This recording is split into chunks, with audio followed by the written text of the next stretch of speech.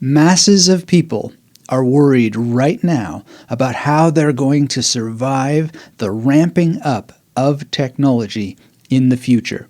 And I'm not just talking about internet technology where information is growing at epic speeds with all kinds of AI generated pictures and blog posts, etc., even voices that are getting so good you may not even know whether this is my real voice or not. I assure you that it is.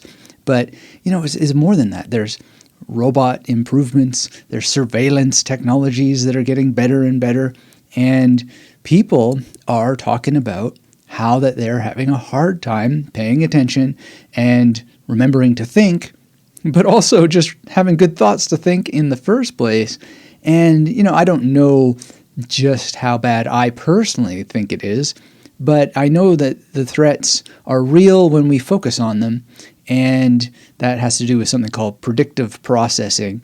And just knowing about that, it was interesting to record a new conversation with John Michael Greer, and predictive processing has been on my mind a lot because he mentioned the Mentat from Dune as being a skill that we might all like to start working on for ourselves. And so something's in the air because I had recently just recorded something about the Mentat and how that you could legitimately train for those techniques. So who is John Michael Greer? Well, you're in for a treat because in this episode of the Magnetic Memory Method podcast, he is a renowned polymath, an author of many, many books from a diversity of fields. He's a translator of one of the most important memory books of all time, Giordano Bruno's On the Shadows of the Ideas, or De Umbris Idearum. And he's a student of so many things. And today we're talking about the Renaissance memory tradition and this idea of becoming a mentat so that in the future you are able to have not just one mental discipline, but a multiplicity of mental tools, mnemonic systems that will help you deal with the world that is being increasingly dominated by machine thinking. And because of the way things like predictive processing work, what we have in our mind, we often make true for ourselves. And if we become more machine-like, well, that's not what a mentat is, at least not the way I remember Dune.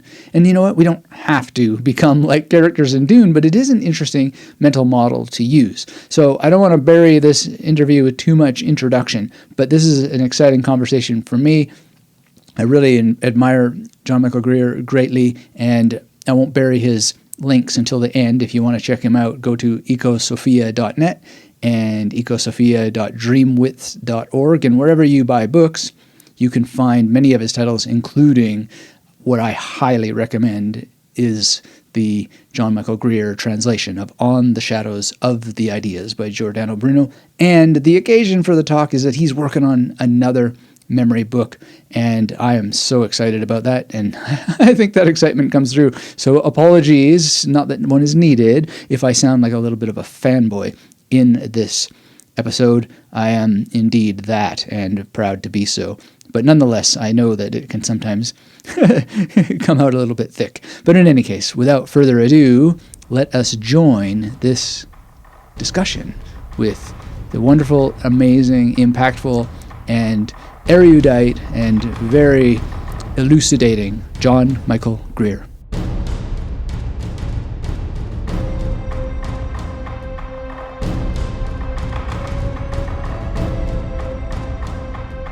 John, so good to meet with you again after several years to talk about Bruno and memory. And really my first question is, well, let me put it this way.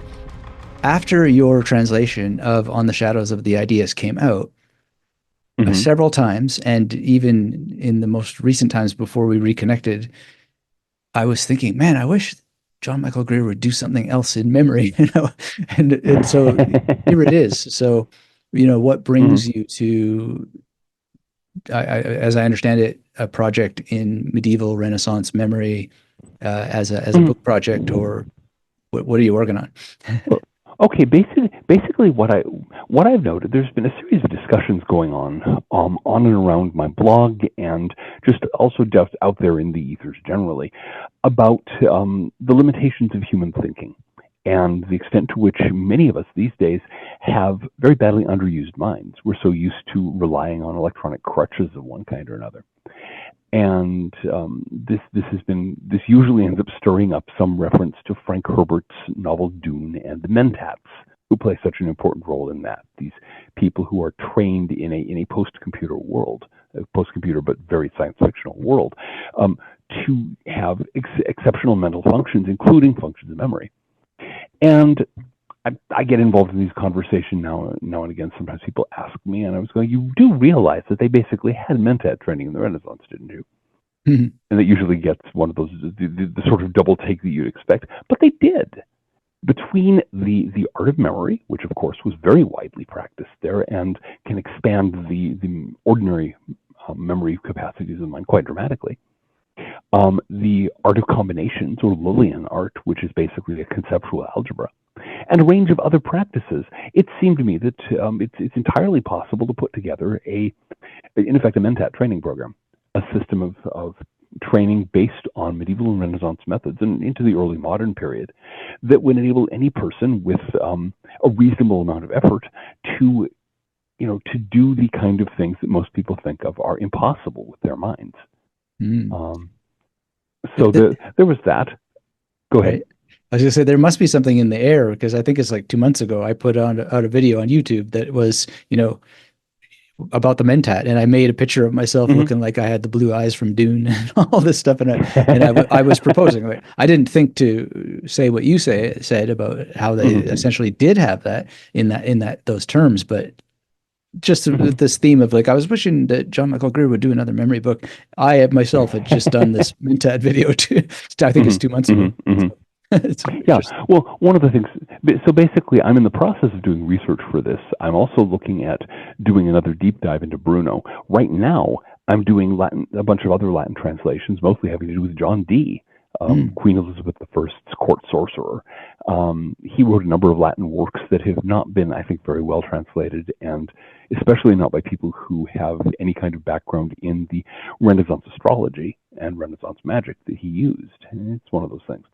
But so when that's kind of by the point. Once I get finished with that, I want to really get rather deeper into Bruno's Latin memory works and try to break the secret of his clavis magna, his key to the entire system, which unites the art of memory with the art of combinations and a whole series of other things. I think that would be kind of the graduate course in Mentat training.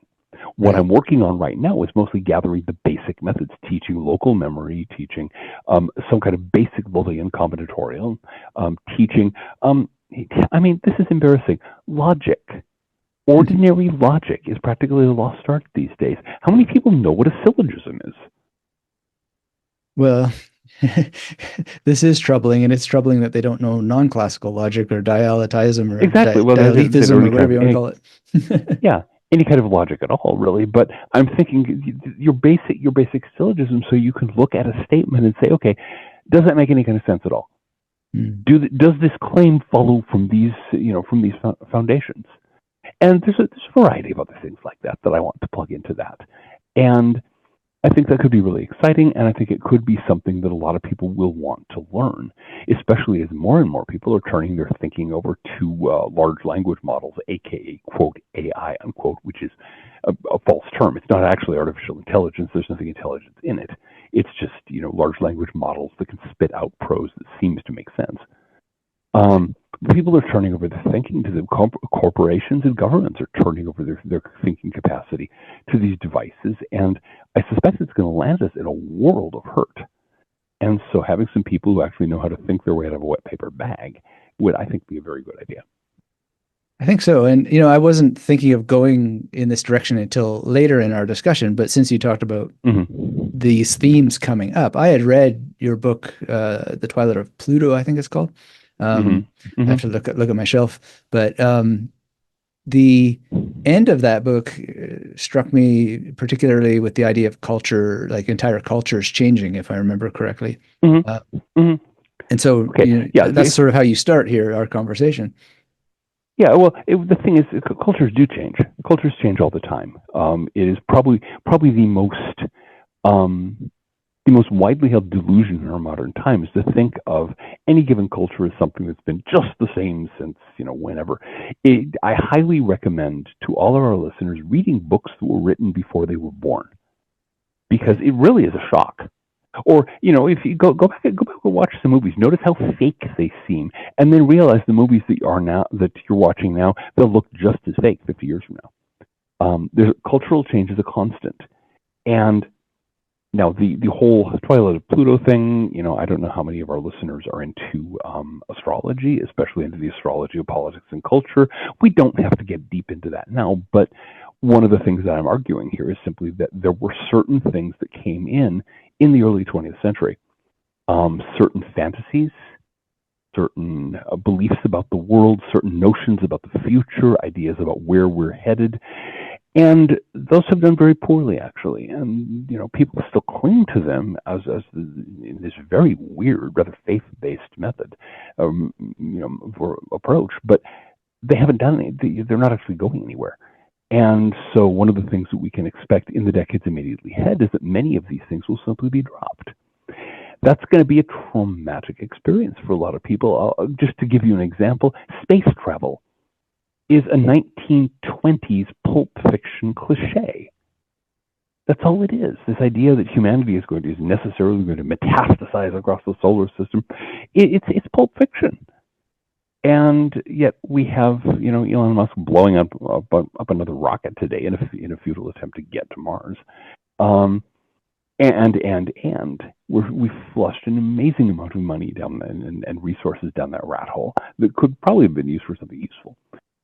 There are certain other things that fall into the same category. One of these days, we need to get out from under the weight of these early 20th century pop culture cliches like space travel, like nuclear power, so things like that, and actually pay attention to what we can really get done and what the real possibilities are, some of which are much more interesting.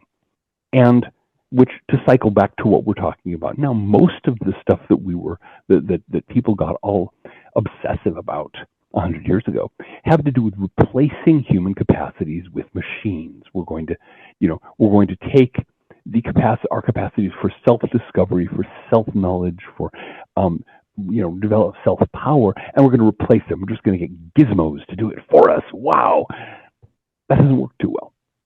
And so I think it's very much time that we can catch a deep breath and realize that Buck Rogers and Star Trek and all this schlock, it's fiction, and that's all it will ever be. And maybe we can do something more interesting with our futures from here on, including developing our own capacities to think, to reason, to remember, to know, to intuit, to a much greater extent than we've developed them so far. So when it comes to the memory techniques themselves that would help us reason better, or at least that's one possible outcome. I mean, one problem is you could memorize a bunch of stuff that destroys your ability to reason. And I think we have some examples of that maybe should go unnamed for now. But for the moment, we can let examples go. Yeah, right. But I think world events right now may speak to that without naming that. Yes. We don't have to get into it. Yeah, but go on. In terms of so you mentioned ars combinatoria, and then we have ars memorativa or memorativa, but just for people who are not really switched on to what Llull was doing, there's lots of people who like to constantly remind me that it's we or you or whatever, but I just go with Llull. I don't claim to speak Catalan. I'm sure it's a beautiful, noble language. My translation abilities are limited to French and Latin, and I don't speak French. I would not dare try it around a French person. But in Latin, it's Llull. Okay, well, Ars Lulliana. So that's presumably how they pronounced it in his time in the Latin-speaking universities. So we'll have to let go of that. When Bruno spells it Lully, I just think Lully. So I don't know. I wouldn't want to call him Huey. But anyway, just for people who are not Huey and Dewey. No, never mind. Mystical ducks of the Renaissance. Go ahead.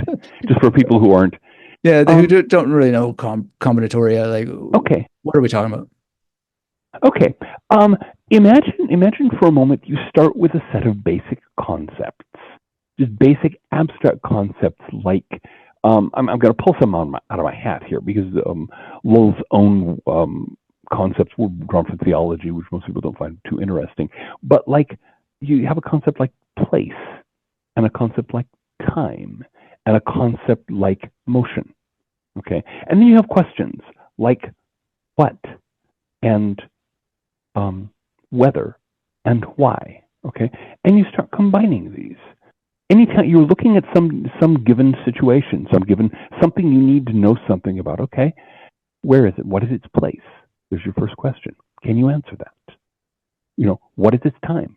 What are the time spans that this operates in? Can you answer that?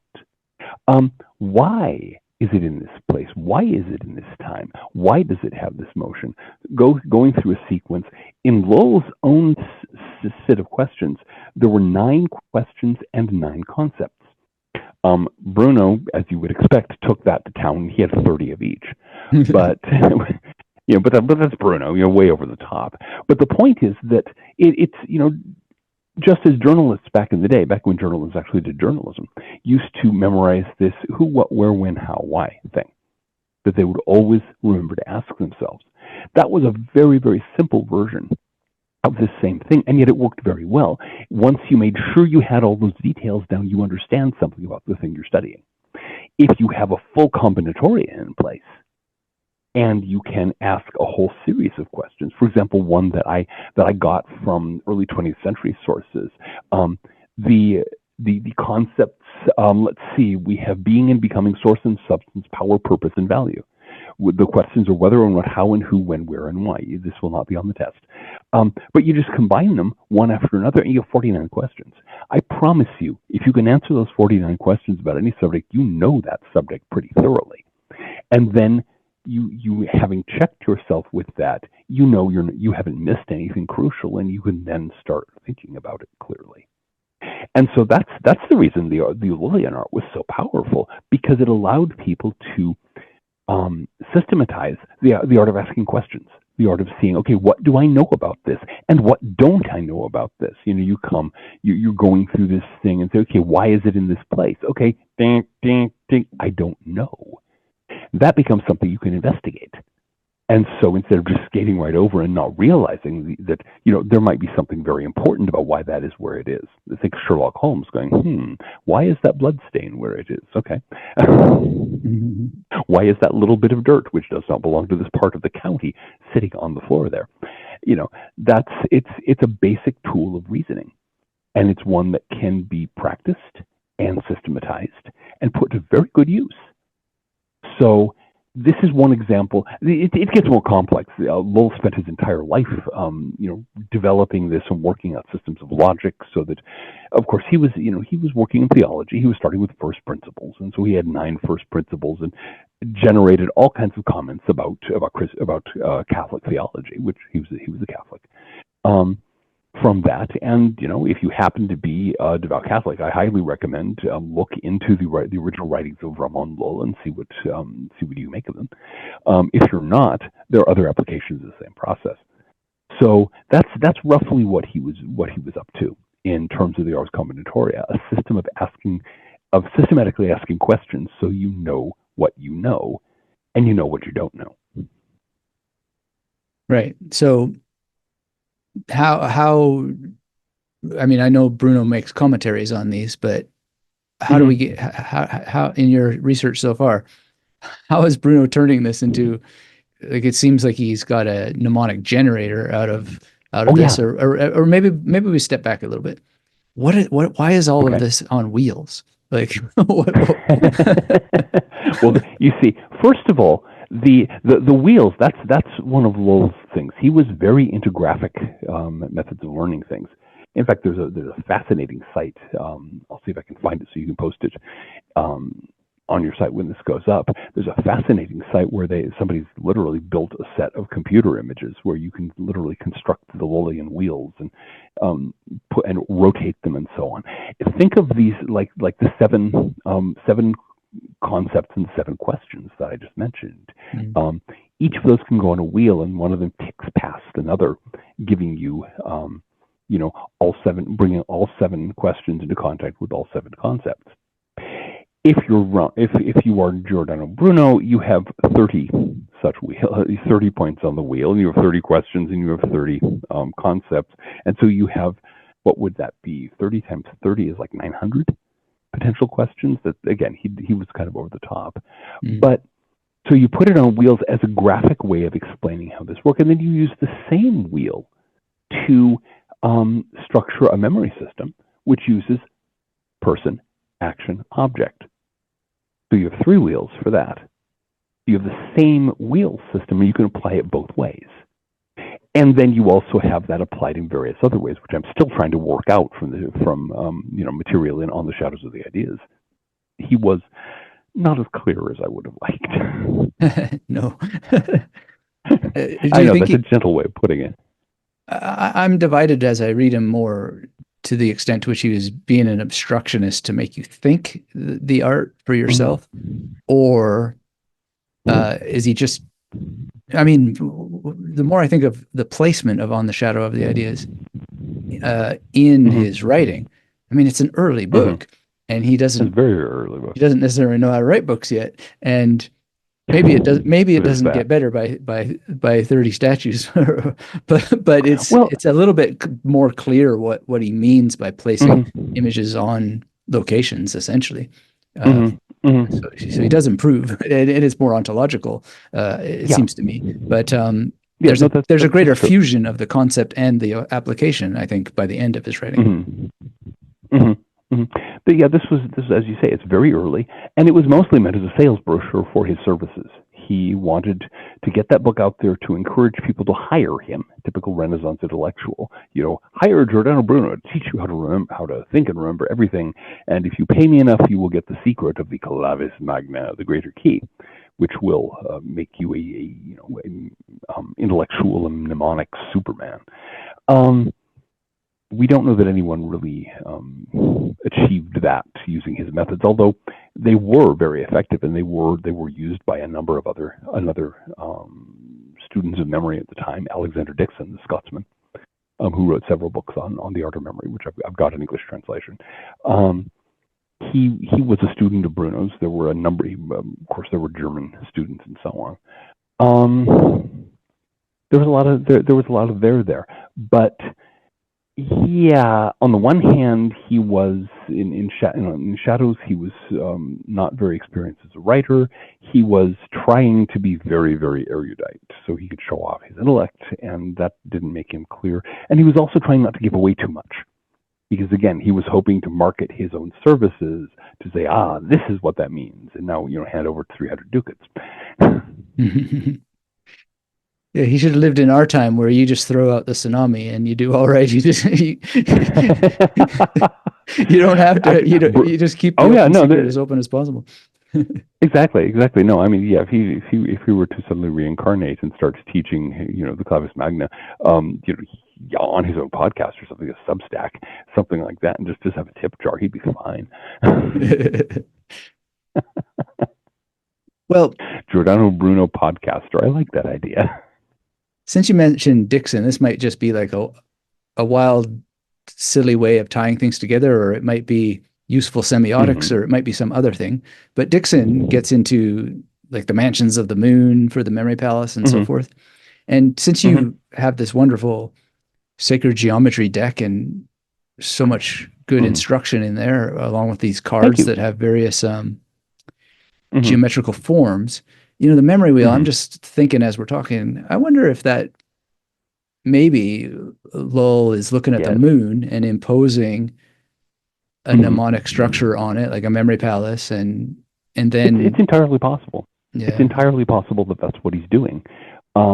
Certainly, in the second half of Shadows, he's constantly showing how different astrological structures can be used to make sense, to build memory palaces. Although, this is where we get into some interesting things, because his concept of the memory palace was less concrete, if you will.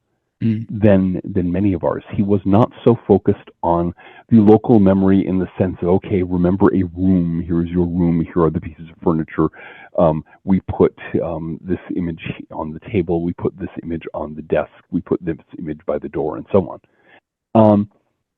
One of his great achievements was to kind of pull back a little from that and say, okay, anything that creates a sequence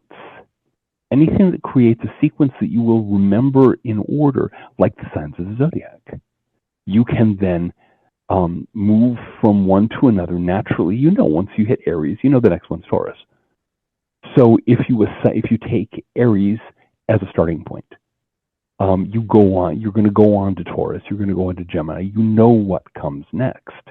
And so you have the ram, and you put various things on its horns, on its neck, and on its back, and what have you. And then you go on, and then the bull automatically comes next, and there's the bull with the various things on its horn, the blah blah blah, and so on and so forth. So one of the things he really worked on and expressed in a number of ways, some of them very funny, in Shadows, is talking about is this system of linking, of just producing a sequence of, as he called them, subjects, onto which the adjects, the actual memory images, could be piled. Yeah, it raises questions the more I work on him, to the extent that he may have had like hyperphantasia or something like this, where he just has an extraordinary mind's eye.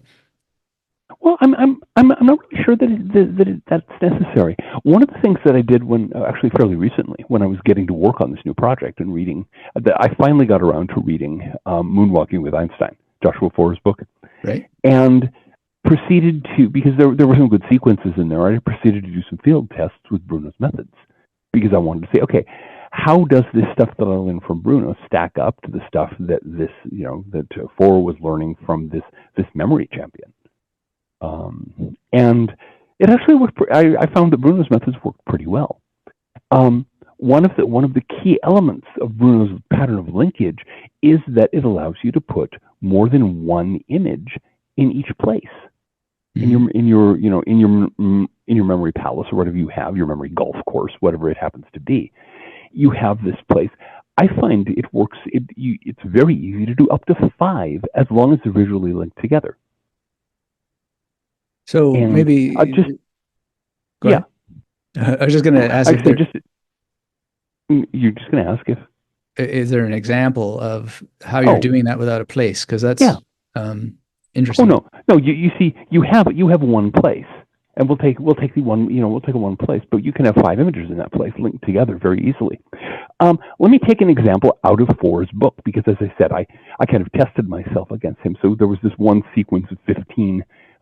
More or less random things on a shopping list, okay? And so, let's see, the first one, I'm going to call that up, okay, it's pickled garlic. Now, I should warn you, my memory images are always bad puns. Inevitably, they're bad puns. That's what works best for me. So pickled garlic, here is an anthropomorphic garlic, drunk as a skunk, tipping back a half-empty bottle of bourbon, which he's drinking straight from the bottle, okay? He is pickled, okay? He is leaning, so pickled garlic, he is leaning against, the only thing that's keeping him from falling completely, back onto his back, is that he's leaning up against a cottage, a small cottage, which is made of slabs of cheddar cheese. It has cottage cheese on the roof, this is kind of like the icing on a gingerbread house. It's thus cottage cheese. Okay, that's the second thing. Leaning on the other side is a salmon. The salmon has a pipe in its mouth, and the salmon has one of those sloping Irish caps on its head. And that's because the third item is salmon, preferably peat smoked. I think peat is the Irish thing, reminds me of that, and the pipe for smoking. Okay. We go on. The tail of the fish is tucked under the first of a set of 6 wine bottles. Okay. They are white wine bottles. You can tell this because each of the wine bottles has a Ku Klux Klan hat on. If they'd been red wine, I would have used, a Marxist, communist things with the sickle and hammer on it. If it was rosé, I would have stuck a rose in each cork. But as they're white wine. Okay, so they have Ku Klux Klan hats. There's 6 of them, because 6 bottles of white wine was the next thing on the list. Okay, next, the final thing in that group of 5 is Three pairs of socks. Okay, so we have three socks. They're anthropomorphized. They are glaring angrily at the wine bottles, and they are threatening them. Each one of them has a pair of boxing gloves, thus socks in a different sense. Okay? Right. And they're all, so it's all in this nice little, one goes one way. You can start either way. You can start with the pickled garlic on one side. You can start with the aggressive socks on the other end, and move back and forth. But once you have them each linked together, all five of those can go into a single place. I see. Yeah. Okay. You see how that goes? And so I think one of the secrets of Bruno's memory was simply that he was using that trick to quintuple the capacity of each of his memory palaces. Right. Yeah. I mean, to me, that's all in Jacobus Publicius, and it's in Rowena for to a certain extent. Yeah. I mean, it's not unique to him, but it happens to be Bruno that I learned it from, so I kind of associated with it. Yeah, but I mean, this is like the thing that I am working on, and I like all the time, and I'm sure you see it too. Like, what is Bruno really talking about, and so forth.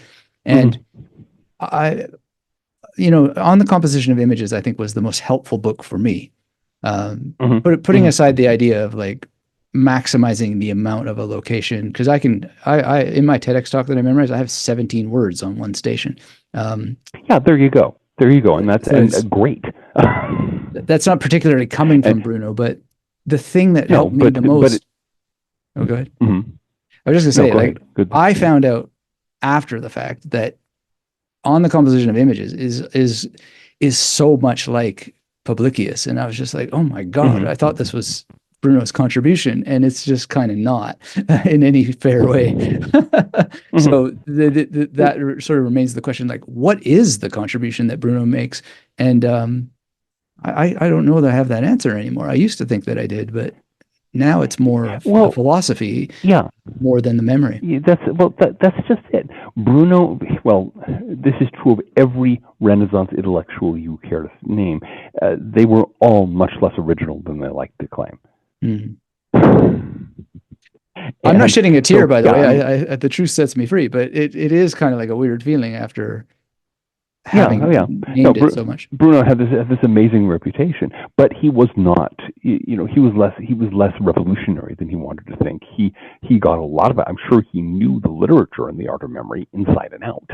And he of course, having the boundless self-confidence that he did, was doubtless convinced that his particular synthesis of all these tricks was better than anyone else's. But it is really like things like the history of Renaissance astrology or Renaissance magic or what have you, where everyone's doing variations of the same sort of broad pattern. And here and there you get somebody like John Dee who has something that looks more or less original, until you buckle down and start looking at his sources, and you go, oh, that's where he got that. So my interest in Bruno is partly because I find him interesting, partly because I don't know of anyone else who really put that much work into combining the art of memory with the combinatorial art. Right. There may have been somebody out there, but I'm not familiar with him. And partly because he's simply a convenient source. Well, convenient if you know Latin, for this particular conglomeration of mnemonic techniques that allows you to pile things up and to expand your memory palaces and use them very efficiently. 17 words is pretty good. And it's actually the most I've ever done. But I wrote them, so I think that's a little bit of a cheat code. Well, it's helpful, yeah. But the thing is, Bruno, that was exactly the kind of thing that Bruno was trying to do in terms of all of these.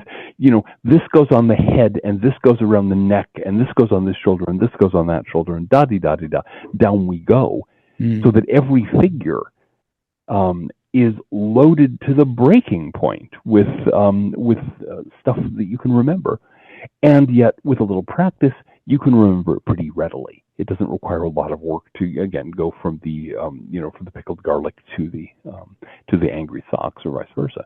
Right. And so that kind of thing really allows you to stretch the art of memory, and I think we'll see. I think it can do some very useful things. Oh yeah, absolutely. So just for yourself, because I know you're researching this, but also our listeners, two things that come to mind. You mentioned puns, and I'm not great with puns, but Dave Farrow, who is a quite an accomplished memory competitor, and he has two Mm-hmm. Guinness World Records for memorizing. Sweet. I believe the most amount of cards. It's like 52 decks of cards or something like this. Um, Ooh, that's it. and Okay, yeah, that's impressive. you may just want to look into it specifically because he told me that he's very good at puns, and Mm-hmm. I competed with him and he beat me, but at least I came in second. But Well, there you go. Okay. the thing is, I showed him my stuff that like I wasn't just some rando, with a blog who Mm-hmm. came. I like actually could Mm-hmm. hold my own with him. And so he Mm-hmm. told me certain things that I don't believe I would ever have found otherwise.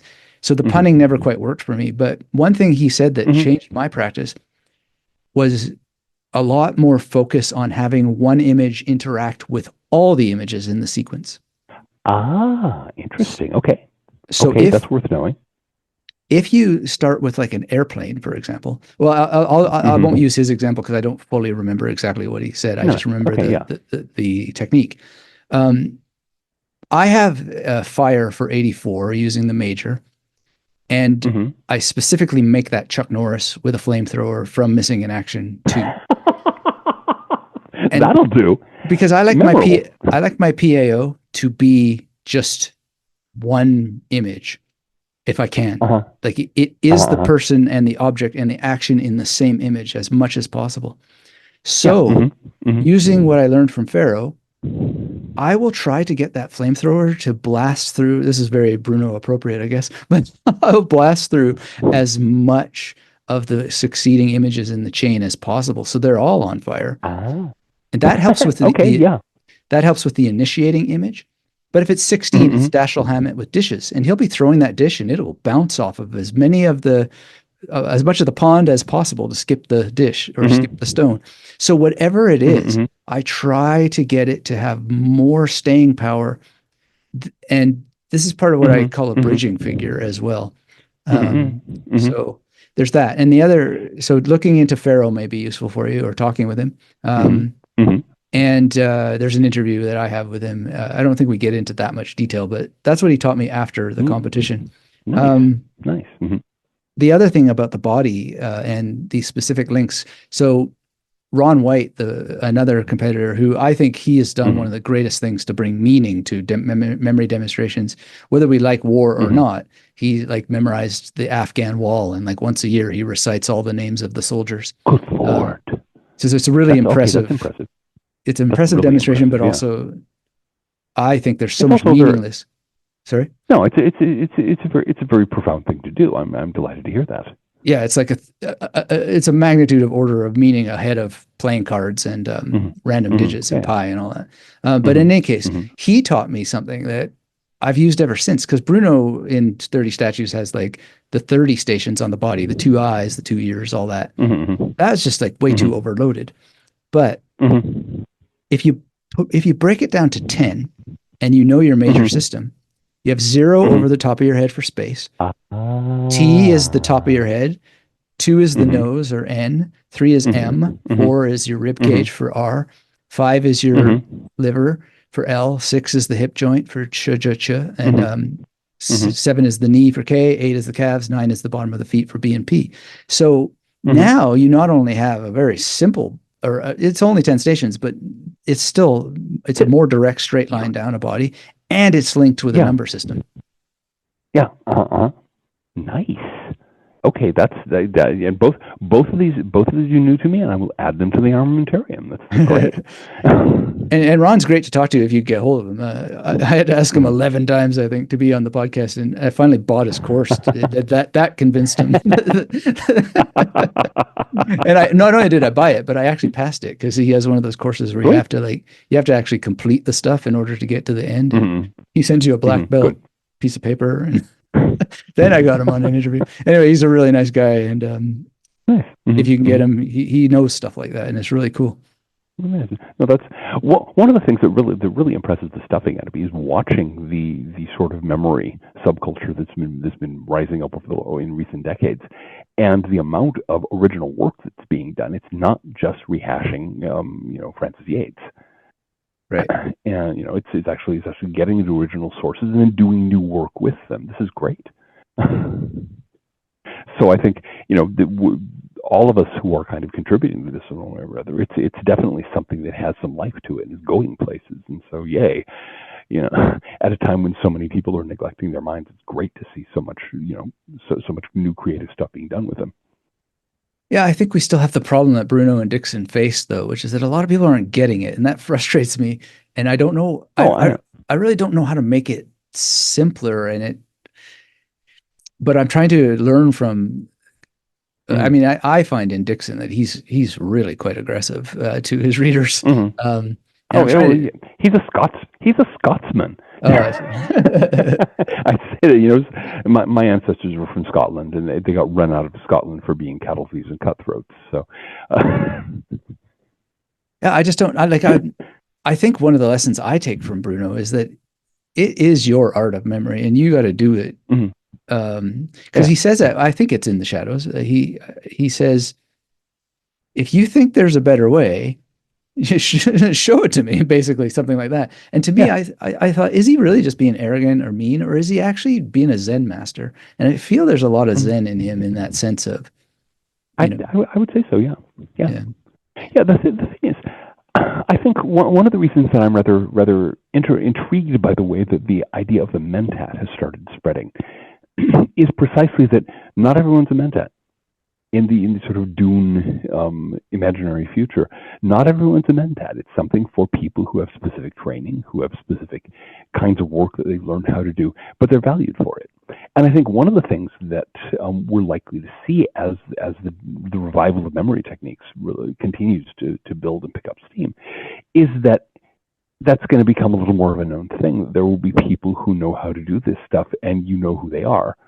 And if you need certain kinds of help, you go to them. This is why especially I want to add in the memory work with the logic, with the combinatorial material, with some of these other mental skills that were developed in the Renaissance, the art of commonplaces and so on. And to get to the point where, 100 years from now, people will say, oh yeah, he does the mind training. If you get into trouble about this, and this, talk to this guy. Yeah. Yes, welcome to Mentat Central. And anybody who feels drawn to that, who's saying, I need to use my head for something other than a place to stick my hat, will know who to go, where to go looking for the training. And at that point, there's all kinds of possibilities. I don't expect anything to happen quickly, but give it a few centuries. Sure. Yeah. One of another guy who's interesting to look at is a guy named Brad Zupp, Z-U-P-P. I think he's come quite close to what they call the Mount Everest of memory, which is 100,000 digits of pi.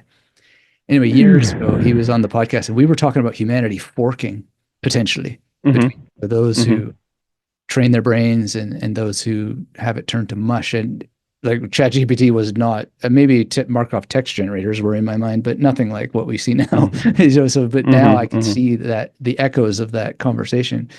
A kind of idea. There's been some talk recently in some corners of the media about the latest exciting new idea, which is some kind of little quote AI unquote device that you wear and that talks to you all the time. Oh, how delightful.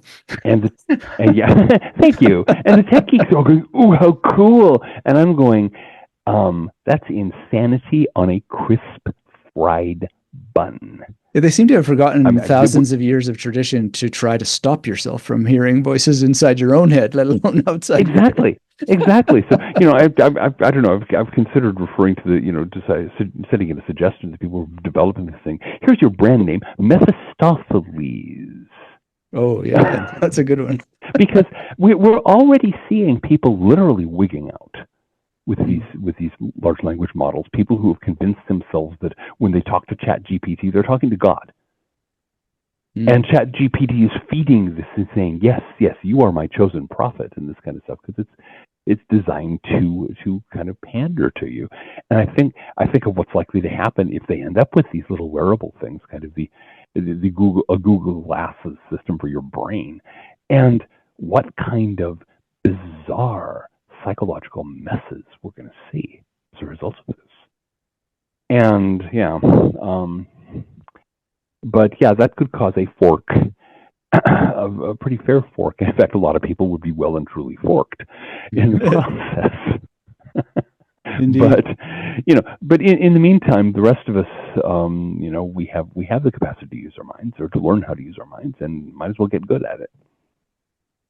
Well, let me ask you something that maybe is a request, just in your own research for your future writing, unless you already know it. But even then, I would love to hear more reflection on it, because in Aristotle, in De Memoria, there's a part, and I've interpreted it in a way that I think is just a little bit too convenient to be exactly correct, and yet at the same time, it matches Hermann Ebbinghaus's serial positioning effect and primacy and recency in my view.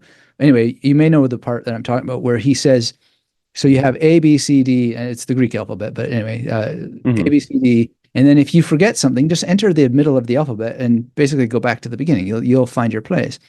And from that, I am imparting to Aristotle basically how I use memory palaces, or how I learned from like what I interpreted from that years ago was, okay, so I go forward and backward, and I had Ebbinghaus in mind. I go forward and backward in my memory palaces. I start at the middle, like Aristotle is saying. I go to the beginning, I go to the end, and then I skip the stations. So I go like 1, 3, 5, 7, 9, and then back on the even numbers. And that's now giving equal doses of primacy and recency effect to each of those stations. And that's, I believe, why I wind up remembering things a lot faster than I would otherwise. But I'm curious from another person, if you remember that passage, or in the future, if you would consider it, if I'm just, having an attribution error and giving Aristotle more than what he's saying. But the problem is we really don't know. Keep in mind that the books we have of Aristotle are class notes compiled by his students. And so it is entirely possible that he had something very like what you had in mind, what you're doing. He had that in mind, but we simply don't know. I would say that also that, whether or not he had that in mind, extrapolating from what he said to what else we can do with it is normal human practice and appropriate. Sure. I would have to. It's been a while since I've waded through Aristotle, and I probably need to grit my teeth and do it again. In particular, in this new project. But it certainly does help memorization hugely to break out of the simple sequence, to not just go A, B, C, D, E, and all this kind of stuff, but also go E, D, C, B, A. And to also do it, if you're doing A, C, E, and so on and so forth, doing all that kind of mental drill is just, that's the kind of thing that people do in all kinds of contexts. Remembering things out of their order, remembering things. I recall a book from the 1920s that had a whole series of mental exercises, and it had a lot of stuff like that, where you would start by repeating every third letter of the alphabet backward. Right. Oh, is that maybe Harry Kane or something like that? What was that from? That was Mental Exercises by A.R. Orridge. Who was you're earlier. One of Gurdjieff's students. Okay. And the whole idea being just to break you out of automatism and get to the point that you had much more conscious control over your mind. Right. And so, that kind of thing is, whether or not Aristotle has it in mind, and I think it's quite possible he did, it's a really good thing to do. Right. Yeah, well, Richard Sorabji, he has a good book, Aristotle on Memory, and he says, I have no idea what Aristotle's talking about here. Like, I literally don't know. And to me, it's just like, it feels like it's got to be in that direction. But the other reason why Aristotle, I think, is worth mentioning, and your reading of Bruno may be different, but I think the only nice thing that Bruno has to say about Aristotle is his memory training. Which is quite unique. Yeah, which is kind of funny, because Bruno was a Dominican. That was right. He was trained in Dominican schools, and they were up to their eyeballs in Aristotle. Maybe he just got bored with Aristotle. I know he was crazy about Plato, as so many Renaissance occultists were.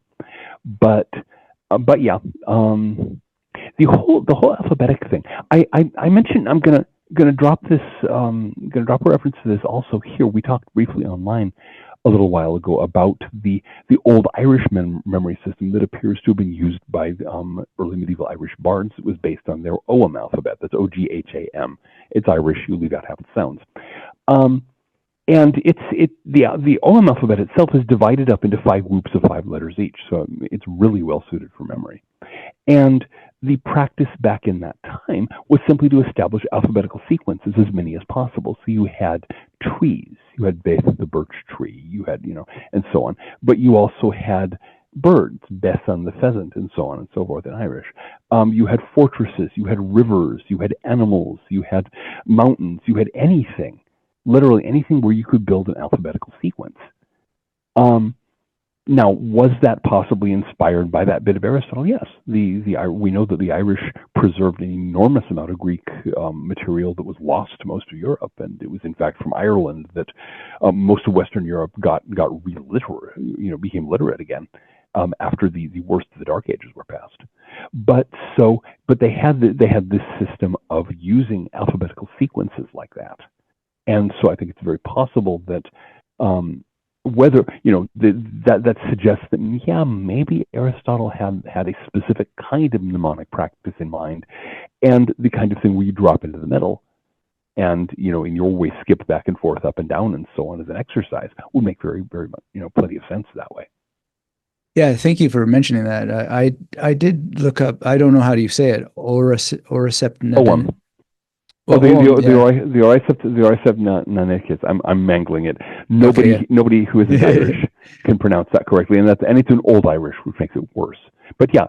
You looked at the scholars. We'll call it the scholars primer because that's what it means in Old Irish. Oh, okay. Well, I since you brought it up and linked it with Aristotle, one thing I was going to ask you about it is it has. I mean, I didn't read it thoroughly. I've just sort of had a chance to look through it. But one thing that jumped out at me, the version I saw, is it's in a query format. It's not exactly the Platonic dialect, or dialectic form, but nonetheless, it has this like question and answer thing, which I thought is just super fascinating as a way of teaching, a language, teaching grammatical principles, etc. Whatever's going on in there. That seems what it is. That's pervasive. That's pervasive in the Old Irish instructional literature. You normally get that dialogue form. Oh, okay. And but it is potentially very useful. It is, the dialogue is badly neglected of late. It's been a long time since we've seen a lot of like scientific dialogues, literary dialogues, philosophical dialogues. But it's a really good way to communicate things because if you have two people, one of them is asking intelligent questions and the other one is answering them. It's a great way to explore a given body of thought. Yeah, they seem to. In this case, you have the Irish teacher who's explaining grammar, and you have the pupil who's asking the questions, and it's quite useful. Go on. I was going to say you're right. It seems to have disappeared. I mean, the most recent philosophical one, and it's not really that, but is like Bruno Latour's Aramis or the Love of Technology that I can think of, where it's it's kind of like a dialogue between a guy and a machine or something, and then otherwise that sounds like Latour. But otherwise, you still have a Q&A format in spiritual stuff, like Power of Now is Q&A. These I haven't read them, but there's recent books, The Art of Being Disliked or something like that is kind of like a Q&A, but it's just doesn't seem to be in philosophy or in other pedagogical realms at all. So even Gödel Escher Bach has a kind of Q&A format to it with all those dialogues. Well, that's actually, thank you for reminding me, because that's a good example. It alternates, the dialogue and discursive forms. Gregory Bateson, who was a biologist and philosopher and so on and so forth, the mid-20th century, he liked inserting dialogues into his novels into his philosophical works in the same way. And they tended to be fairly short, but they would bring up some really interesting ideas. I don't know, maybe it's time to start to blow the dust off the dialogue form and start writing dialogues about how to learn memory. Well, I didn't intend it, but you were gracious enough to give me a blurb for my first memory detective novel, and in a way, that's what it is. It's the detective with his memory champion mentor, and they're having a Q&A about how to use these techniques. So Yeah, that is an interesting thing. Even in nonfiction, Mhm. I think it would be quite Uh-huh. useful. So And thank you for that I suggestion. was really, oh, you're welcome. I was really glad to see that done in a fictional setting, simply because that makes it so much more accessible to the reader to have it in story form. And you've got all the pleasures of reading fiction, but you're also watching the process in motion, so to speak. I think that's had me thinking. I mean, I've been writing fiction for some time now, but it hasn't really been didactic fiction like that. Mm. So, Yeah, that's an interesting thought. Yeah. who knows? And the way attention spans are going, it may be that all education has to return to that, or at least an effort. hmm Or at least all education is directed to those who do not start Mentat training at the. Well, Yeah. in terms of your broader understanding, which is quite vast with so many books in print and your own what seems like relentless curiosity and ability to digest and then explain things, what what can you tell us, or where is the role of memory palaces, if we just were to pick one technique, hmm in the different traditions that you've studied or practiced? Is it not there, or is it something that in masonry is absolutely essential, or how would you place? It's one of the lost secrets. It Mm, really is one of the lost secrets. If you know your art of memory and you go into a Masonic lodge, you look around and go, "Holy crap, I'm in a memory palace," because you are. There right. are places for everything, and every one of those things has a meaning. And if you realize, okay, this is a memory palace, and I'm going to commit it to memory, and then I'm going to use these various places to memorize the things you need to memorize in each degree of masonry, you'll get that memorization done very, very quickly indeed. And in fact, we know from the Shaw statutes, which are the oldest surviving regulations for what became, modern Freemasonry. It was still stonemasons in those days, but it was starting to turn into something else. That members of basically every master was supposed to make sure that his fellow crafts were properly trained in the art of memory. They use that very term. So we know that in the genesis of masonry, in this late 16th, early 17th century crucible where a medieval trade guild was starting to morph into what it later became, the art of memory was a core ingredient. And so it becomes one of the lost secrets of the craft. And I think that's true in a lot of places. A lot of aspects of the sort of Western esoteric tradition, Western inner spirituality, there are, if not memory palaces, then memory structures, kind of like the ones that Bruno was talking about. Ways that you can organize your thoughts, organize your memories, organize your knowledge in ways that make it more practically useful and that you can apply to the tasks of transforming your thinking and transforming your consciousness, which is the whole goal of the operation. So this is one of the reasons why, basically starting about a week after I first read Francis Yates and went, holy crap, this is, wow. I mean, wow. You can imagine me as about a 22-year-old, a geeky 22-year-old, geeky autistic 22-year-old. I was excited. and and so I've been trying to find ways to get more and more people interested in this without vast amounts of success, at least at first. I mean, I had this dream back we're talking the 1990s here, okay, when I'd really gotten seriously into esoteric study, and I'd met my first teacher at that time. I was learning about the philosophy and Renaissance Hermeticism, this whole underlying Renaissance tradition. And I had this glorious vision. I still think it's a pretty good vision of reviving all these Renaissance traditions that fed into the esoteric stuff we have now, bringing it back to life and making it the kind of complete spiritual system that you see in Asian cultures, where your common or garden variety Taoist monk has all of these, or Buddhist monk has all of these different skill sets that all feed into each other. We've lost most of that in the West, or misplaced it. And I wanted to get that going again. I didn't find a lot of interest at the time, and I still haven't found a huge amount, but I think it may simply been the time was wrong. And now, with growing interest in the art of memory, with growing interest, the The Masonic Lodge, where I'm active, is getting young guys at an impressive rate these days, and most of them are interested in. They're not just there for the bad coffee. They're interested in the inner dimensions, in the spiritual side of things, and so I think maybe now's the time. We'll see. Yeah, it feels like there's a big zeitgeist shift and a greater interest in getting one's mind and memory together. But by the same token, it's happening at a moment where, not to be melodramatic, but the internet, as we've known it, seems deeply endangered. And to maybe we can shift into a broader philosophy of memory. To me, the internet was the great memory renaissance, made large. Like the internet is a kind of memory in a way. And when I think about Bruno, I mean, he's so easy to interpret, and he's like Nietzsche. You could pull anything out of there. But maybe not anything. That's true enough.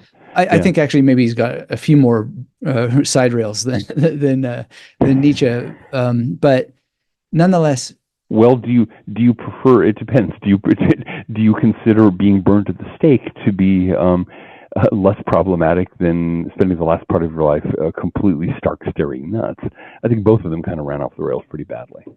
Oh yeah, but I mean by rails, I mean I think that Nietzsche's pushing perspectivism, whereas Bruno is actually saying, at least I think he's saying, this is a process. It's in nature.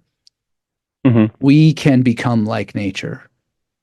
And I think that's quite clear. And I don't think there's polysemy to the nth degree, where with Nietzsche, you could say, oh, I wrote this novel and it's the eternal return. And, he says, say yes to the eternal return. And he wants you to will it, like you could come up with endless stuff like that. But with, Bruno, I think it's quite clear to me anyway, that there's a, I don't know if I can find the right word, like a verisimilitude or a, there, and it's almost not that we can become it. It's that we realize that we are not indifferentiated from the universe. So when the internet comes, it seems like it's a way of us, even if we don't read Bruno and think deep thoughts about the ontology of information or whatever, right? Like it's like it's thrust upon us, this oneness and so forth. And this is where I want to ask you things where it's I feel like I have a very different interpretation, especially when we think about the tech bros. Because I ultimately, from my memory practice, wind up being a non-dualist, and that doesn't mean I'm a moron and I don't see categorical division as having a real thing. But I understand the philosophical non-dualism is a somewhat different thing there. Yeah, but yeah. We'll go on. Well, I guess the question is, and it's just a question. It's not like trying to get anywhere. But if there is such a thing as a Brunonian perspective or an ontology or whatever, I can't quite wrap my head around that technology is separate from us. I can't quite wrap my head around the idea that we aren't called to connect with space, even if that means getting into it somehow. Yes, I think we're going about it the wrong way and carving up the planet to the nth point of destruction. But ants don't necessarily know what their queen ant is calling them to do, and the queen ant doesn't necessarily know what it's calling them to do. And so if we are like space itself, or we are like reality itself, or whatever, and our mental training dissolves the separation, if that's even a true thing. I mean, why wouldn't we want why wouldn't we want consciousness as we experience it to escape the heat death of the sun? Assuming that it is going to die. Yeah, which we don't know. But the thing to keep in mind is that, I mean, the average large megafauna species, and we count, lasts for about 10 million years. The heat death of the sun is a couple of billion years from now. So it's very likely that we have an important role, some kind of role in the universal process, in the process of this given planet. But it may be that the actual species that's going to, spread things out that's going to say take life to Mars or something like that, is going to happen 750 million years from now among the distant descendants of chipmunks or something. Right.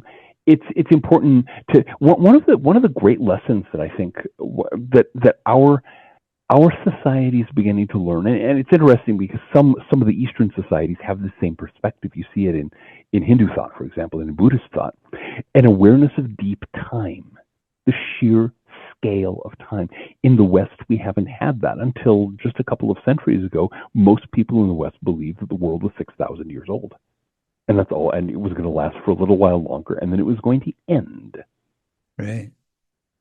And so, from this other, from the perspective of Buddhism, from the perspective of scientific understandings of deep time, the human window, the human period, the Anthropocene, if you want to call it that, is one stage in Earth's history. But it's not, obviously, it's not very close to the beginning, but it's also not very close to the end.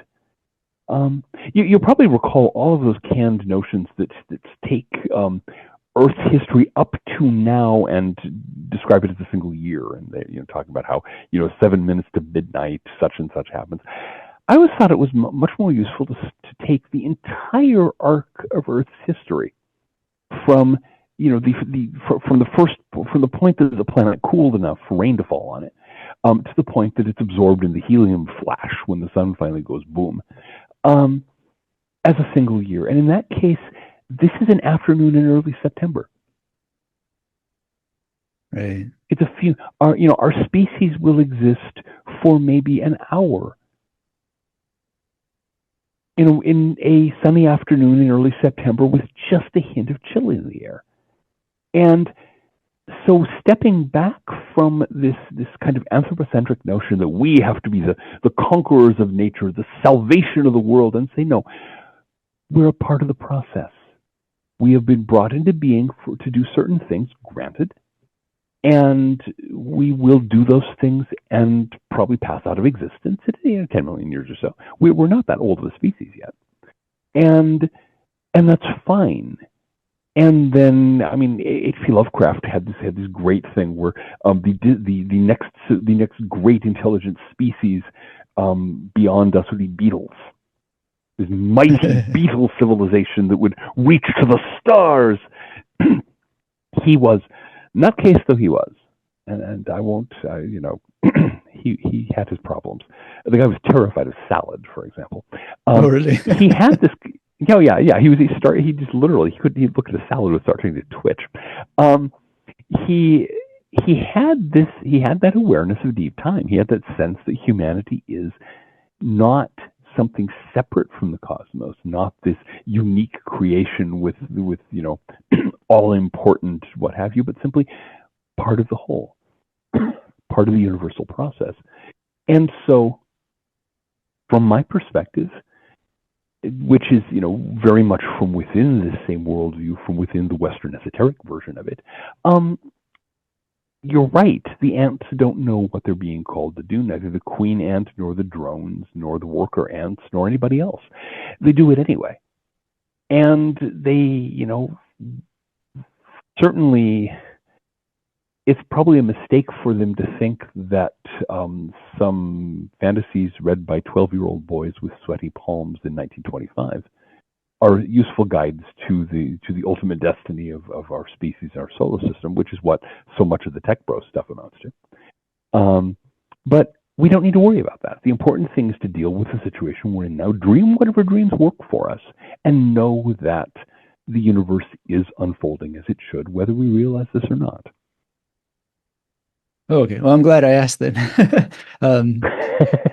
Well, because one thing, I don't know if you recall it or if it was an assistant who saw it or whatever, but I think over a year ago, I was lucky enough to bounce into your Druidry handbook in a bookstore here in Australia, and I bought it and I read it with great interest, and I posted it on, I think it was called Twitter then. I'm recording this, I'm almost a druid, but that was like one of my feelings where it's like, I can't quite do this because I don't have a criticism for these people because they're just doing what they're doing. They don't know what they're doing. It's unnecessary to criticize anybody. The point is not to criticize people. It's what are you going to do with your life? Right. By the way, I have never met anyone who converted to Druidry. Everybody I know who became a Druid read something about Druidry and went, oh, that's kind of what I believe. Oh, okay. That's what I did. I was, I just happened to, I knew somebody who was involved in a Druid order. He handed me a book, and I read it and said, wow, okay, now I know what I've been all along. Right. Yeah. It's just a funny thing. I don't know if you know our Martin Fox. He may be the person who put out the English version of the Dixon books that you have, because he's behind Lewis Masonic publisher. Yeah, that'll be the one. Yeah. He was asking I me. haven't met him, but he's great to talk to if you ever get a chance. But I will keep that in mind. He asked me one time if I wanted to become a Mason, and I was like, dude, I can't even acknowledge that countries exist, let alone submit fealty to them, let alone submit fealty to a supreme being, because I can't quite rattle my head around that. But what ended up happening, and this connects to the idea of the Druidry thing, is I went and I got Australian citizenship, and I was just going to sit there silent during the proclamations of fealty to country and all that stuff. But I wound up giving both the atheist and the Christian oath with almost like tears in my eyes. It was the weirdest thing. And I was like, oh, maybe I can become a Mason after all. Yeah. No, the thing is, one of the things about Masonry is that that term supreme being does not necessarily mean the Christian God. It means if you believe in the one, if you believe in the idea that there is a fundamental unity that guides all things, that there is an anthill, right? that of which each ant is a part. I know Brother Masons for whom that's a pretty good description of their personal faith. Right. It's much more flexible, certainly, than the conspiracy theorists like to think. Well, I mentioned it not to be oversharing, but with the twilight of Pluto and this cultural change, like I have changed. I've noticed my own change. Like I shifted in a position in a way that doesn't quite reconcile. It doesn't quite square with things that are in my memory. Like I still remember being a pretty militant atheist kind of thing and so forth. But yet there's like a force much larger than myself that is working within, and it may be Neigong practice, or maybe this deep time that you mentioned is starting to switch on. But the thing is, Neigong will do it. That's bringing you into contact with universal energy, and there are some very simple Western monosyllables that can be used to describe that energy. Yeah, exactly. Any spirit, I think.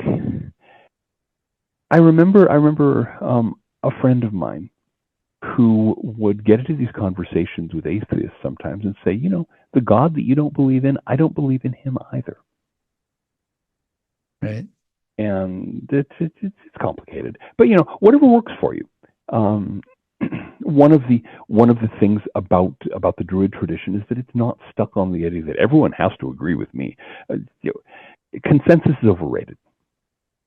Right. Yeah, I think that's a good phrase and a good way to think about things. But to get back to the Mentat, I mean, when we use terms like Mentat, we are kind of, or correct me if I'm wrong, but we are kind of establishing a consensus about what a thing is. So I know you've written a lot about civilizational decline, and these things are almost certainly coming unless there's a extraordinary change, or even then there's something coming. What do you imagine the Mentat training will look like in a historical, post-civilizational, a post-industrial world? Because I mean, the thing is, there's still going to be civilization. I like the old Latin sense. Civilizatio is simply building cities. Any society that has urban life, that has some degree of literacy, it's a civilization. It may be a much simpler one than the one we have now, but I don't see civilization as being, as a whole being eliminated. I could see some large areas where people just give up on it, but it will vary more from place to place, because one of the real anomalies of our present time is that we have this sort of European-derived overculture that has been splotched across the world like a bucket of tar. And everyone is more or less expected to conform to it, whether it works or not. I think of people in African countries where they're expected to wear Western clothing, which is horribly badly suited to their climate, and build Western skyscrapers, which are absurd even here in the United States where they were invented. What I'm hoping is that as the monoculture breaks up, as we get more and more cultural novelty, more and more creativity, more and more local and regional cultures reemerging, they'll each pick up these tools or some set of these tools and say, okay, let's put these to work in our own particular way. Mm. In the in the North American setting, insofar as Western esoteric traditions survive here, and I think they will. I think you're going to see some versions of Mentat training that exist for purely practical purposes, where people are, especially as computers become increasingly dysfunctional and more expensive and hard to get, you're going to need people who can do these things, who can say, okay, what do you need to know? Okay, you can find that information in books on this subject, and here's some stuff to get you started with. That's going to be a hugely profitable business model as the internet prices itself out of accessibility, or starts falling over due to lack of rare earth metals, lack of adequate energy, and things like that. But you're also going to have people in various spiritual traditions who do it as a discipline, who do it as a meditative practice, and for whom meditation becomes a matter of training the mind and being able to step back from it, but still to use it and to focus on that. And there are all kinds of interesting things will emerge from that. So once again, no monoculture, no consensus, more a matter of what we use the label Mentat now because so many people have read Dune. 100 years from now, when I hope there will still be copies of Dune running around, but more people, there will be different labels, there will be different terms. The word Mentat may have been pried out of its context and just be used in everyday. Oh yeah, George's kid is going into for Mentat training. He starts on Thursday, and nobody even remembers it was from a science fiction novel. Right. So, Peter of Rowena talks about the idea that he got a lot of his techniques merely by thinking about them. Mm-hmm. And Bruno gives the statement that anybody who thinks long and hard enough about these techniques will come to the same conclusion about them that he did. Mm-hmm. So if there were some sort of event that, removed all of our books, do you think that's going to be the case, that people would just reinvent the art of memory and it would? Oh yeah. Yeah. Oh yeah. We know from cross-cultural data that there have been methods of memorization practiced in many different cultures which had no contact with each other. The specific Western ars memorativa, it has a particular cultural background, but there were other traditions, and I mean everywhere in the world, people picked up on the fact that, for example, rhyme and meter poetry is really easy to remember. That you can put anything in rhyme and meter and it sticks. It stays in your mind. And so, of course, the rhymes varied, the meter varied, or some places they alliterate instead. You think of like Beowulf and so on, which is very memorable in Old English. And so I think whatever happens, if there were to be some kind of god awful catastrophe, and 99.9% of people were to be annihilated, and a handful of survivors, located in the corners of the southern hemisphere, gradually repopulated the globe. Within a certain period, they would start going, okay, how can I best memorize this? Because I need to remember this. And the wish is the father of the thought. Right. Oh, now that you mentioned poetry, this may be too far afield, but to me, it's very mnemonic in its nature. And you may already know this guy, Christian Book, who has the Xenotext project. Have you heard of this? I am not familiar with that. Fill me in on it, please.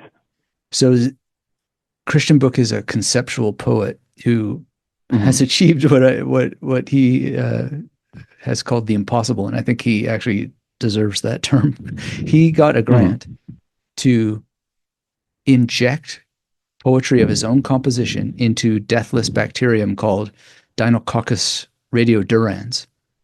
And he didn't manage to have two poems interact within the deathless bacterium to produce new poetry, which was the original hypothesis.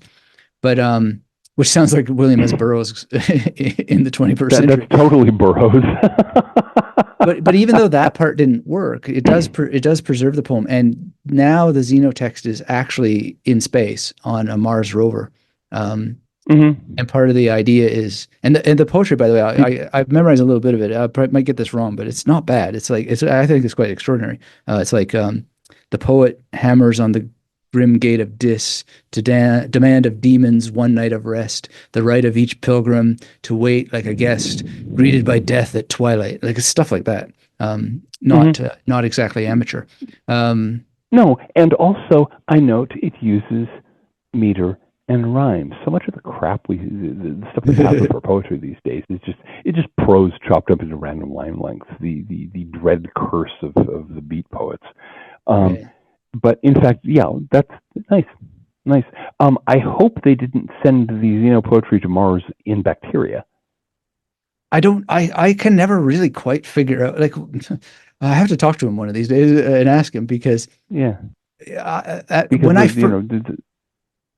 go ahead. I was just saying, when I first heard about it, because he's a pataphysics guy, at first I thought, okay, wait a second. Is the poetry the poem, or is his scientific writing about getting this grant and all this stuff, is that the poetry? Because that would be the kind of thing a conceptual poet would do. But yeah, and it's very Discordian. Here we have Danaco's radiodurans. I mean, it's the radiation-proof bacteria that thrives in reactor cores and things like that. Yeah. I wonder if he should get into blue-green algae one of these days. They found some of that growing on the outside of the International Space Station. Oh, really? Okay. Well, I mean, here you are, hard vacuum, blasted by radiation and the solar wind and all this kind of stuff. And here's blue-green algae going, this is nice. Now that I think it's tough. Life is tough.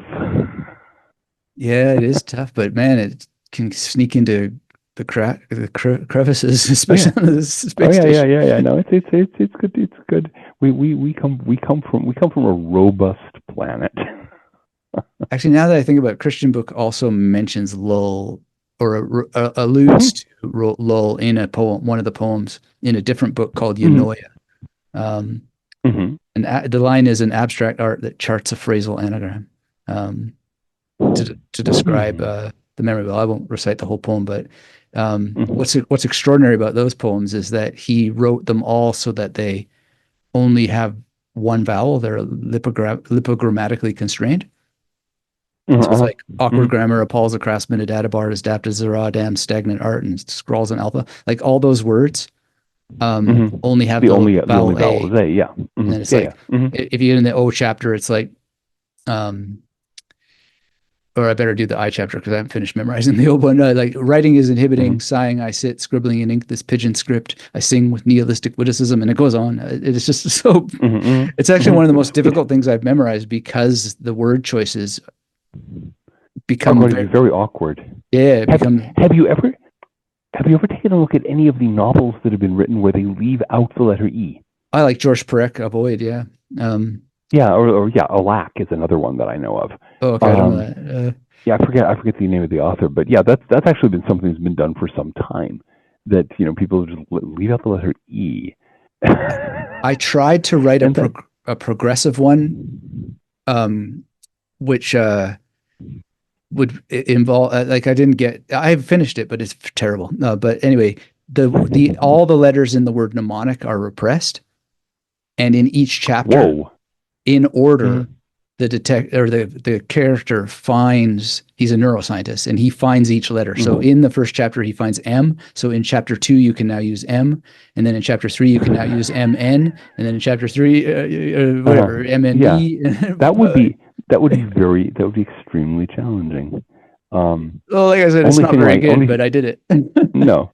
The only thing even remotely like that I ever did was a short story that was entirely palindromic in its structure. Oh, The title wow. was Rats Live on No Evil Star, which is itself a palindrome, and it had all kinds of.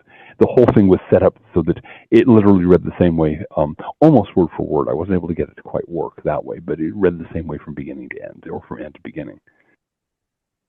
Wow. Well, It was strange. not that I had this intention by letting us go so far afield, but this actually comes back to that mentat thing. And like, are some of Hmm. us just drawn to these mental activities, I think so. and I think so. We just, we can't teach them? yeah, we want to be able to play these kind of games. We want to be able to try these kinds of experiments with language and thought and things like that. And yeah, I think some of us ants have a particular, we may be assigned a particular role in the anthill that involves picking up words and doing funny things with them. Right? The helper ants of the alphabet. Yeah, exactly. We're just trotting around, hauling letters up and down through various corners of the anthill, and the other ants are going, well, they're weird, but they're doing their job. Well, I'm very excited that you returned to memory, and or not that you left, but that you mentioned No, but this. that I'm doing something. Yeah, I want to do more with this. I want to. There's this project that I'm working on now, and of course we'll talk more about it once it's out. But there's also there needs to be more work with Bruno's system, simply not because it is as unique as it originally seemed to be. You're right that many of his ideas show up elsewhere, but simply that it's a good, convenient source. Most people have heard about it. If I say, the art of memory of Giordano Bruno, everybody who knows anything about the art of memory is going to go, oh, what? Huh? So it's a convenient access point, if you will. Right. And I think there's more that can be done with his ideas. So we'll see. Yeah, I mean, it would be interesting in terms of the idea of teaching, which I do, but I don't know how it's possible because usually my students, they have had some other exposure. They know Lorraine or they know Moonwalking with Einstein or whatever. So it's really just whatever I'm putting out there is a supplement that in the great web of things connects. But I think that to me is the kind of interesting thing. Like, could there be a course on Bruno that wouldn't be that would have a path? And the idea of the path just seems so difficult to me. But it also seems that is what he himself was wrestling with. Is that I've got this thing, it works, and then now how to teach it, how to provide that entry to it without it's a real problem. You get people who are naturally talented at something and who've had a very traditional training, as he did, of course, as a Dominican friar. And then they try to find some way other than, okay, it doesn't do much good if you're saying, okay, what you need to do is at the age of 6 go to a Dominican monastery. The person you're talking to is 42 years old. They're kind of out of luck. right. But it's the same problem that Bruce Lee had. He had a very classical training in the martial arts, and he became convinced that he could let all that stuff go and just teach, and he couldn't. Very, very few of his students were able to really get Jeet Kune Do, and those that did all had another background in some kind of classical art, Danny Santo with Ars di Mano and so on. And so basically, how does one construct a training mode that will give the necessary skills without necessarily loading it with all the other stuff that might not necessarily be at all useful, like becoming a Dominican monk, a Dominican friar at the age of 6. Yeah, that's going to be tough, especially with a taste for Erasmus and a toilet nearby to hide it. For example, there's that. but yeah, So what I'm probably going to do after I've done some more Bruno translations is look at trying to generate, as he himself did, a somewhat simpler version based on the same principles. He did that with his memory system, where he was routinely turning out, okay, here is a memory method that you can use as a bridge to this. Well, let's see if I can combine a combinatorial method and a memory method and some of these other things and get them all working at once. And use that as a bridge to Bruno's complete system. We'll see. Yeah, well, I feel in my practice that is essentially what I do is Ars Combinatoria with Ars Memorativa. Sweet. But I don't like ultimately I can't be confirmed, and I struggle with the idea of rotating a memory wheel in order to generate images and so forth. So I think it was a representative tool, but not necessarily what it was meant to do. But I guess you could create Volvels if you didn't have mental imagery and or like Mad Libs or something like that. But it all ultimately it always just seems like funny idea. I like that. Well, it just always seems like it's the onus on the practitioner, and in some ways, I'm as a cheerleader. I think that's what I am. I'm grateful for your On the Shadows of the Ideas, and it just because I can't put enough time into Latin, and I am that that person in my late 40s who can't go back to being a Dominican monk in my age 6. Yeah, exactly. Like it's they got to. Yeah. It's just unlikely that I could ever produce my own Bruno stuff. But if you're doing more Bruno translations, I think that's a great gift because Scott Gosnell did his thing and it was valuable. But there's something having the two to compare and enough Latin to look at the Latin myself when I feel like it, but not conclusive in any sense. Like it's just been a great gift. And so if you do more, I think that's just going to be the most tremendous thing. Yeah, I'm thinking probably it's going to be seals next. Okay, the seals and the Countess Circeus and a few other things like that. Probably a volume which has several of these pieces in it that more or less seem to work together, and see where I can take it from there. We'll see. Again, I've got to wade I'm putting on my hip boots to go through John Dee first, and his Latin is elegant. I'm actually working with a manuscript of his right now, and his handwriting not always. But after I finish with D, I want to get back to Bruno. Excellent. Well, I wait it with great interest and can't believe the luck that we have to have your work. Period. Well, and my secret weapon here is something that I enjoy doing Latin translations the way other people enjoy doing crosswords. It uses a very similar kind of mental set, and so it's a matter of just kick back and do some Latin because it's relaxing and it's just a matter of this sort of gentle hunting for the right word and things like that. 4 letters, Irish language. Yeah. Yeah. Well, I mean. The other thing I would love to see a translation of, and I don't know if it's in your wheelhouse, but what is it called? Didascalicon from Hugh of St. Victor, and then Mary Carruthers has his writing on Noah in the medieval craft of memory, but I feel like which I have. But I read it and it's just like this is not produced by an eminist, so I just end up guessing in ways that I think.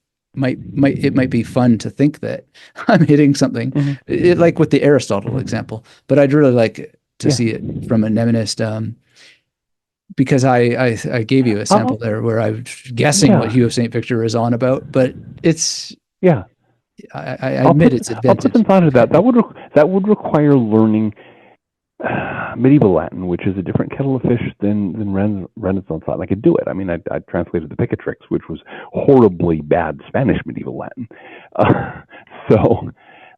But yeah, we'll see. We'll see. I'm not gonna say one way or another right now, but it's a possibility. Or somebody else might get around to it.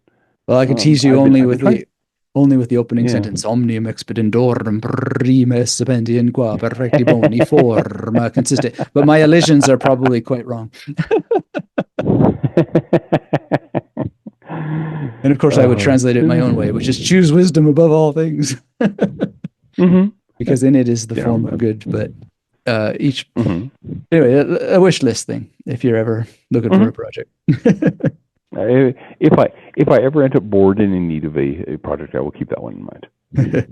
But yeah, it's great to speak about Bruno and to speak about the larger world of memory. And I guess as a last kind of question, John Dee, of course, is a big rabbit hole for people that have their ears open and are looking for one. But are there other books that, or authors or figures or things from your own collection of offerings that you would recommend for people who have Mentat in mind or just want better mental training, better Um, mental experience with memory as a part of the part of the package. One thing that I would recommend is looking into is encouraging to look into the tradition of the commonplace book. That Mm. was a standard element of education back in the day, where you would simply, while you read, you have a book next to you, a blank book. And when you come across some idea that's of interest, some phrase, some turn of phrase that's really beautiful, you just write it down, make a little note of where it's from. That was normal back in the day. Now, very often people would take the material from their commonplace books and load it into memory per verborum, to memory for words, if it was important enough and if they were good enough for the art of memory. But the simple habit of not just reading, not just letting the stuff flow in one side and flow out the other like so much oatmeal or something, but actually noting what you're reading and writing down the things that matter, that actually transforms the process of reading to a remarkable degree. And the old habit of commonplacing it's another of these things is being picked back up these days. So that's one thing. Um, I am going to strongly encourage everybody, if you do not already have some kind of background in identifying logical fallacies, get a good book, and then make it a habit of yours when you go strolling, wherever, or you see an advertisement, identify the fallacy. Right. Every advertisement I have ever seen is based on at least one logical fallacy, and some of them have 3 or 4 packed together. Just make it that automatic habit.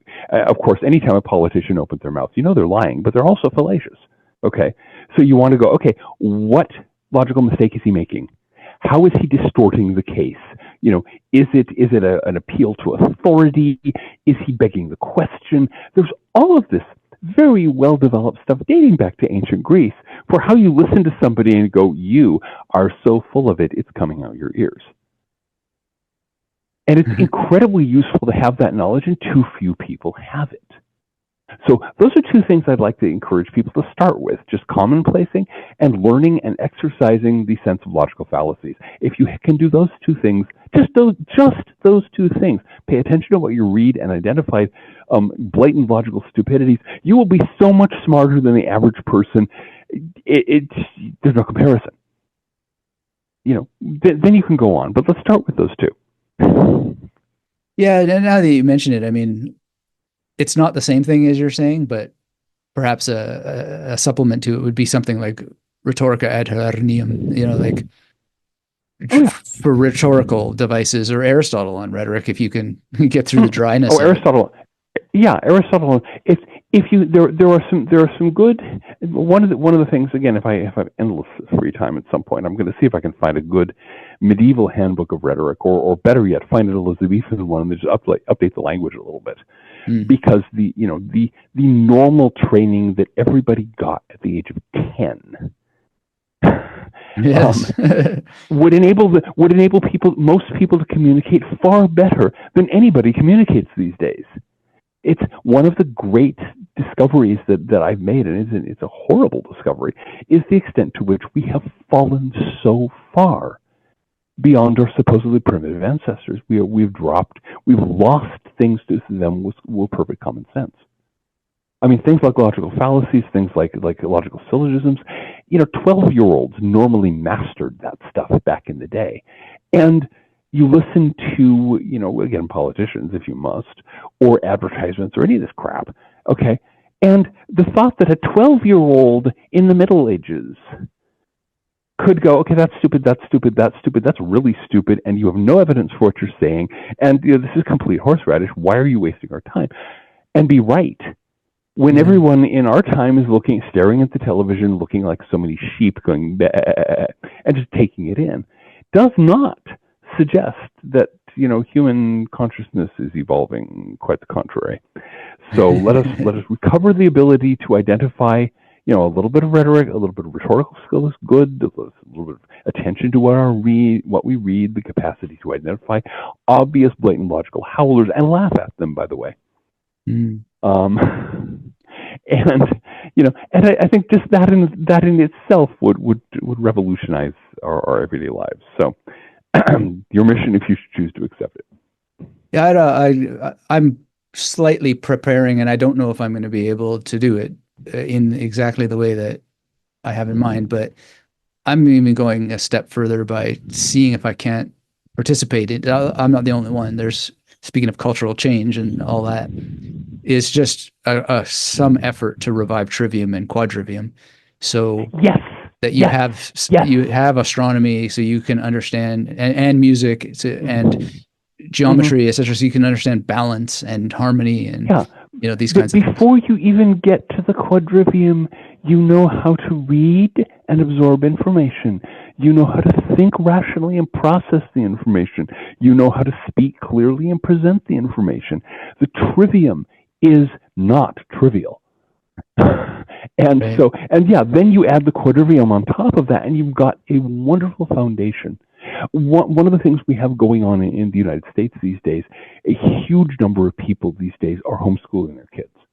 And there are good reasons for that, because our public schools are a basket case. During the COVID lockdowns a few years ago, a lot of parents had the unwelcome experience of finding out just how little their children were being taught. And I think it was immediately after the whole COVID thing, the number of people who were homeschooling tripled in a matter of months. It just continued to go up, because it's become painfully clear that our schools have simply failed. They fail to do much of anything. But one of the things that's happening in that movement is there has been a movement toward the trivium and quadrivium as basic elements of elementary education in a homeschool setting. I am thrilled by this. If we actually have, young people who are learning how to think, what a concept, I think it's going to make a lot of good, a lot of difference, and a lot of good difference. Yeah, well, power to all of us, and yeah, make it happen.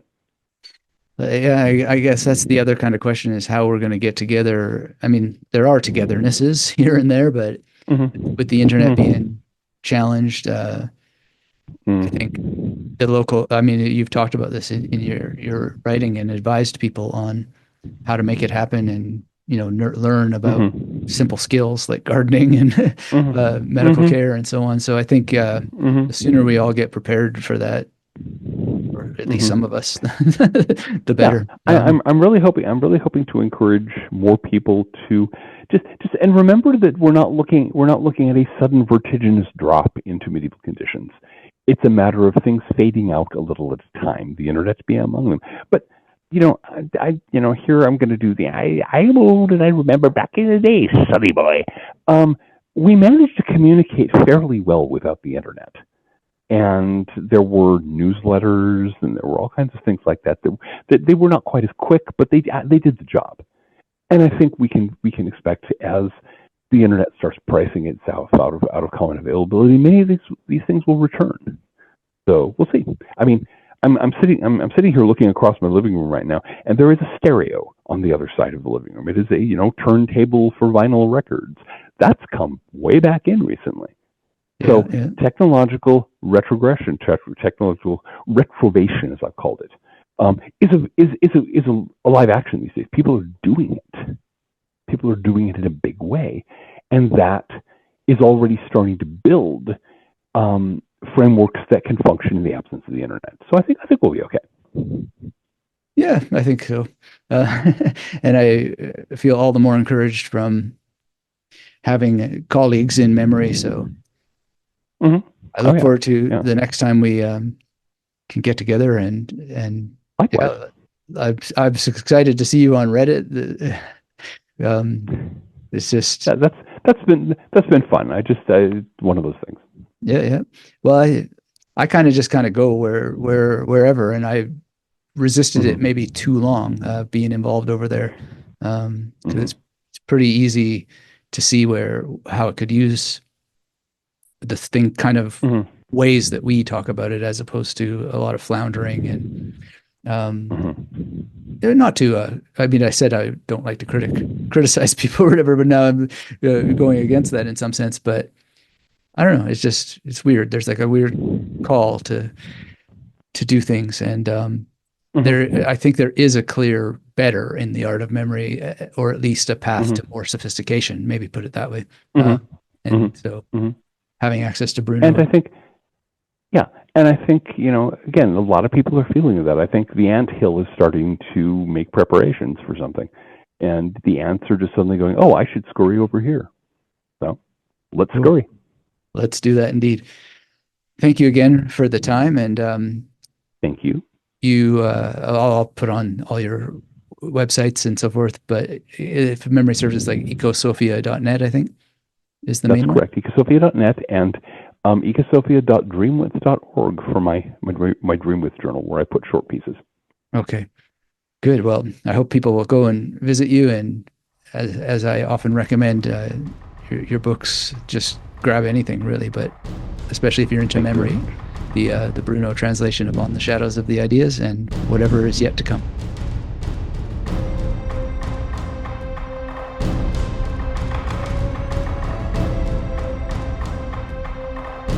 Well, I want to take a moment to thank John again for being on the Magnetic Memory Method podcast. And make sure you check out his links, ecosophia.net, ecosophia.dreamwidth.org. If you follow people on X, follow him there. He's always putting out compelling little whatever X's. And it's just a fun conversation that he holds. And I think you'll really, really enjoy being part of his world. And of course, it's always wonderful if you expand your involvement in the world of authors by not just getting their books, but actually reading them, discussing them in specific terms. And I hope you found, some of the things that we talked about today useful and worth looking up. I seem to recall Moonwalking with Einstein coming up. There's the Druidry Handbook by John Michael Greer, which I really love, actually. We talked about Ramon Llull. We talked about Ars Combinatoria, which you can look up. We talked about Alexander Dixon and Jacobus Publicius. We talked about Aristotle's De Memoria. I think Christian books, the Xenotext came up, and the Trivium and the Quadrivium, and there's many, many books about those matters.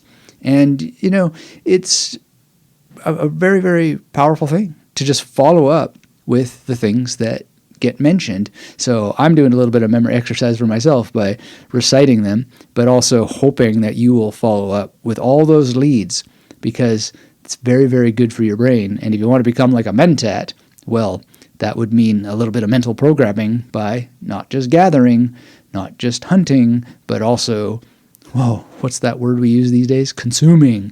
But I hope you will consider consuming magnetically, which is to say, get out those memory palaces and memorize the key points and some of the granular details, including quotes, and it'll do you well. And if you need help with that, you can always visit me at magneticmemorymethod.com. And on the matter of Jacobus Publicius, I'm almost done a work that will bring him back to life, and you will learn more about that if you are indeed subscribed to the world of Magnetic Memory Method, ideally over at magneticmemorymethod.com. Thank you, as always, for listening to the Magnetic Memory Method podcast, and until we have a chance to speak again, keep yourself magnetic.